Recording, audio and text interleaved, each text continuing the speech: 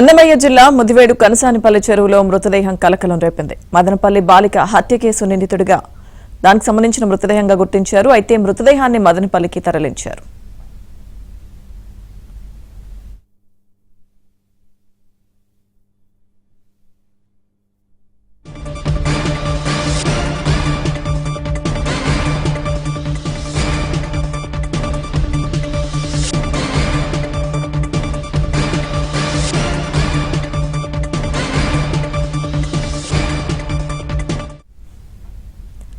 అన్నమయ్య జిల్లా ముదివేడు కనసానిపల్లి చెరువులో మృతదేహం కలకలం రేపింది. మదనపల్లి బాలిక హత్య కేసు నిందితుడి మృతదేహంగా గుర్తించారు.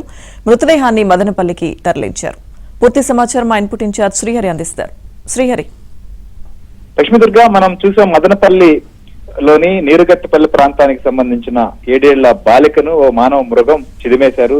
సో ఇది తీవ్ర స్థాయిలో అక్కడ ఉన్నటువంటి ప్రజల్లో కూడా ఆగ్రహం వ్యక్తం చేశారు. కొన్ని గంటల పాటు అతని ఇంటి చుట్టుముట్టినటువంటి ప్రజలు పెద్ద సంఖ్యలో అక్కడికి చేరుకొని వాడిని ఎట్టి పరిస్థితుల్లో కూడా అప్పజెప్పాలని చెప్పి డిమాండ్ చేశారు. అప్పటి వరకు బాలిక పోస్ట్ మార్టం తరలించేందుకు కూడా ఒప్పుకోనటువంటి పరిస్థితి. అయితే అక్కడ చేరుకున్నటువంటి ఎస్పీ అక్కడ వారి తల్లిదండ్రులకు కావచ్చు ప్రజలకు చెప్పిన తర్వాత వారందరినీ ఒప్పించి ఖచ్చితంగా ఆధారాలు కూడా సేకరించాలి కాబట్టి ఆసుపత్రికి తరలించాలని చెప్పి వారిని ఒప్పించేందుకు కూడా చాలా సమయం తీసుకుంది అక్కడ ఉన్నటువంటి ప్రజలను వెనక్కి పంపించేందుకు. ఈ సందర్భంగా కూడా ప్రజలందరూ అక్కడ ఒకటే డిమాండ్ చేశారు, ఖచ్చితంగా వీరికి కఠిన శిక్ష ఉండాలి.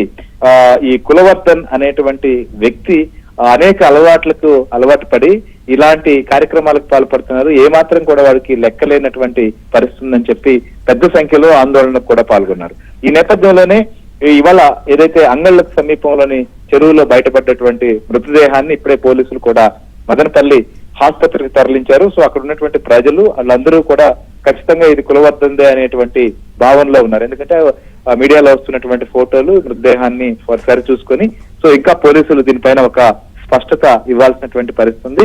సో అయితే పారిపోయేటువంటి ప్రయత్నంలో భాగంగా చెరువులో పడి చనిపోయాడా లేకపోతే ఏం జరిగింది అనే దానిపైన కూడా ఒక స్పష్టత అయితే రావాల్సి ఉంది. కానీ జరిగినటువంటి సంఘటన ఏదైతే ఆ బాలికను అత్యంత కిరాతకంగా అత్యాచారం చేయడం హతమార్చినటువంటి ఘటన అయితే మాత్రం మదనపల్లి మొత్తం టౌన్ అంతా కూడా ఒకేసారి అక్కడ కొన్ని వేల మంది కూడా చేరుకుని ఖచ్చితంగా వారిని శిక్షించాలనేటువంటి ప్రయత్నం చేశారు. కానీ చట్టాన్ని చేతుల్లోకి తీసుకునేకుండా పోలీసులు ప్రయత్నం చేశారు.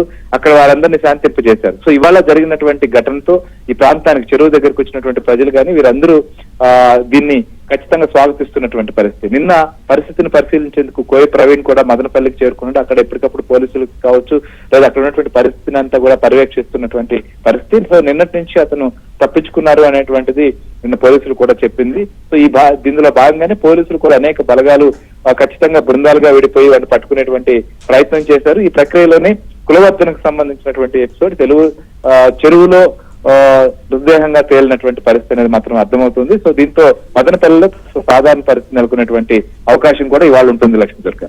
Okay Srihari, thank you.